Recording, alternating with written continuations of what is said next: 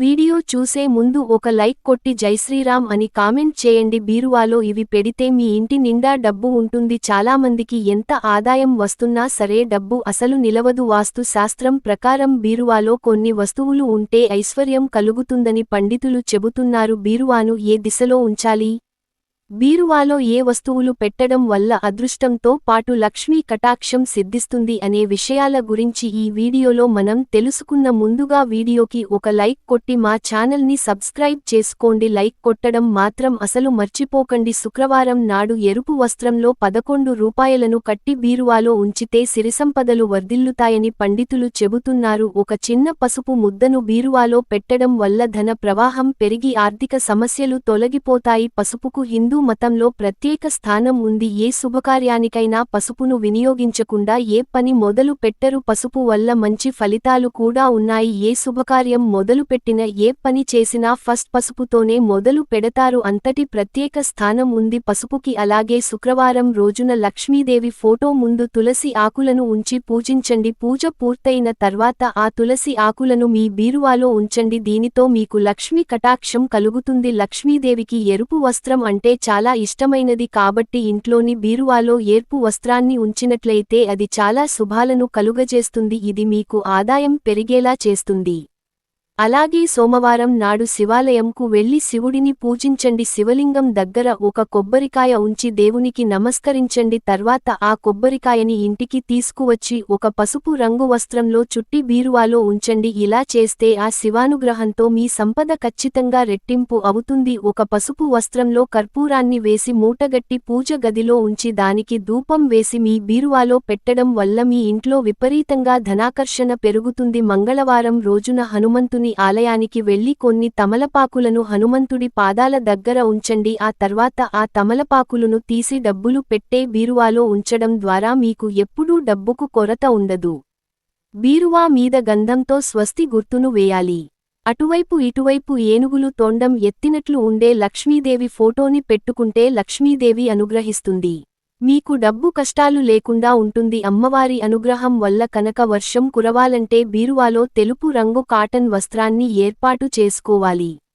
ఇలా తెలుపు వస్త్రాన్ని ఏర్పాటు చేయడంతో పాటు లక్ష్మీదేవి పటాన్ని కూడా బీరువాలో ఉంచుకోవాలని పండితులు చెబుతున్నారు. ఒక రావి ఆకును తీసుకొని దాన్ని శుభ్రంగా నీళ్లతో కడిగి పూజ గదిలో ఉంచి 3 రోజులు పూజించండి. తర్వాత ఆ రావి ఆకులు మీ బీరువాలో ఉంచండి. ఇలా చేస్తే మీకు ఆర్థిక ఇబ్బందులు దూరం అవుతాయి. అలాగే రాళ్ల ఉప్పుని తీసుకొని ఒక గాజు బౌల్లో పోసి దానిపైన ఒక నిమ్మకాయను ఉంచి బీరువా కింద పెట్టాలి.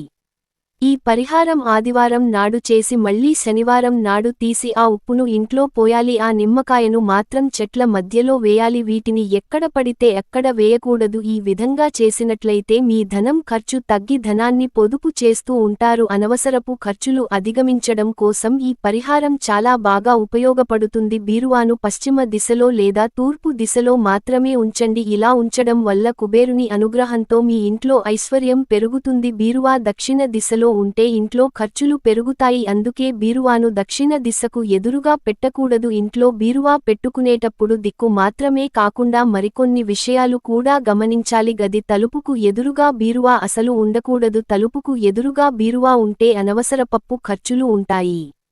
బీరువా ఎప్పుడు భూమికి కాస్త ఎత్తులో ఉండాలి కాబట్టి బీరువా కింద ఒక స్టాండ్ పెట్టాలి. ప్రధానంగా బీరువాను రోజు శుభ్రం చేయాలి. ఎందుకంటే లక్ష్మీదేవి పరిశుభ్రమైన ప్రదేశాలలో మాత్రమే ఉంటుంది కాబట్టి డబ్బు ఉండే ప్రదేశాలలో దుమ్ము లేకుండా చూసుకోండి. కొంతమంది బీరువాలకు అద్దాలను అమర్చుకుంటారు కానీ ఇలా అమర్చుకోవడం మంచిది కాదు. వాస్తు ప్రకారం ఆర్థిక నష్టానికి కారణం అవుతుంది. అందుకే బీరువాళ్లకి అద్దాలను అమర్చుకోవద్దు. వాస్తు శాస్త్రం ప్రకారం డబ్బు ఉంచే బీరువా రంగు చాలా ముఖ్యమైనది. ముదురు ఆకుపచ్చ లేదా ముదురు ఎరుపు రంగులో బీరువా అసలు ఉండకూడదని గుర్తించుకోండి. ముఖ్యంగా బీరువాను అన్నివేళలా ఖాళీగా ఉంచుకోకూడదు. అలాగే డబ్బును ముంచే ప్రదేశంలో లక్ష్మీ గణేష్ ఫోటోను ఉంచాలి. ఈ దేవతలు ఆశీస్సులు వల్ల ధనంకి లోటు ఉండదు. వాస్తు ప్రకారం డబ్బు, బంగారం, విలువైన డాక్యుమెంట్లు దాచుకునే బీరువాలో కొన్ని వస్తువులు పెట్టడం వల్ల ఏమాత్రం మంచిది కాదు. లక్ష్మీదేవికి తామర పుష్పం అత్యంత ప్రీతికరమైనది కాబట్టి లక్ష్మీదేవిని పూజించేటప్పుడు తామర పుష్పాలు సమర్పిస్తారు. అలాగే ఇంట్లో అని బీరువాలో తామర పుష్పాన్ని ఉంచడం సకల శుభాలను కలుగజేస్తుంది. మనం సంపాదించిన డబ్బును ఇంట్లో బీరువాలో ఉంచి ఖర్చు చేస్తాం. మనలో కొంతమంది అమావాస్య రోజున బీరువాకు పూజలు కూడా చేస్తుంటారు. ఎందుకంటే బీరువాలో పెట్టిన ధనం రెండింతలు అవ్వాలని కోరుకుంటారు. అలా కోరుకునేవారు అమావాస్య రోజున గులాబీ పువ్వు, 5 గవ్వలు పసుపు, కుంకుమ, చందనము తీసుకొని పూజ గదిలో అమ్మవారి ఫోటో దగ్గర పెట్టి వీటన్నిటినీ ఒక చిన్న కవర్లో పెట్టి బీరువాలో ఒక మూలన పెట్టుకోవాలి. ఇలా చేయడం వల్ల మీ ఇంట్లో ఉన్న దోషాలు తొలగి లక్ష్మీదేవి అనుగ్రహం కలుగుతుంది. అలాగే ఎల్లప్పుడూ మీ ఇంటి నిండా డబ్బు ఉంటుంది. ఇంట్లో వాస్తు ప్రకారం బీరువాను సరైన దిశలో, సరైన స్థలంలో ఉంచాలి. లేకపోతే సంపాదించిన డబ్బు వృధా అవుతుంది.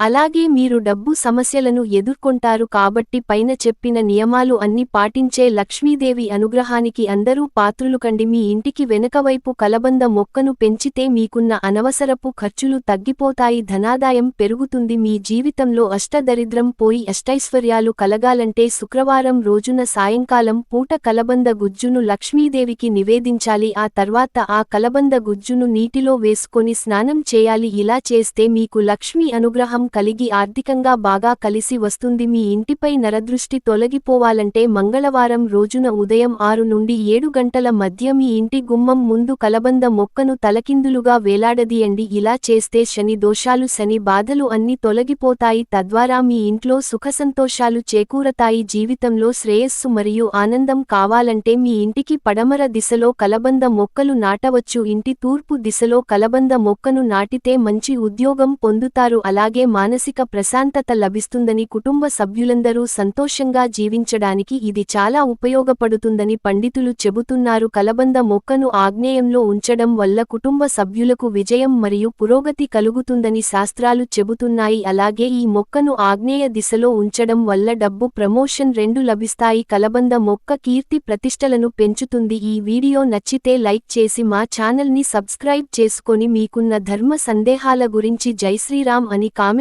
చేయండి.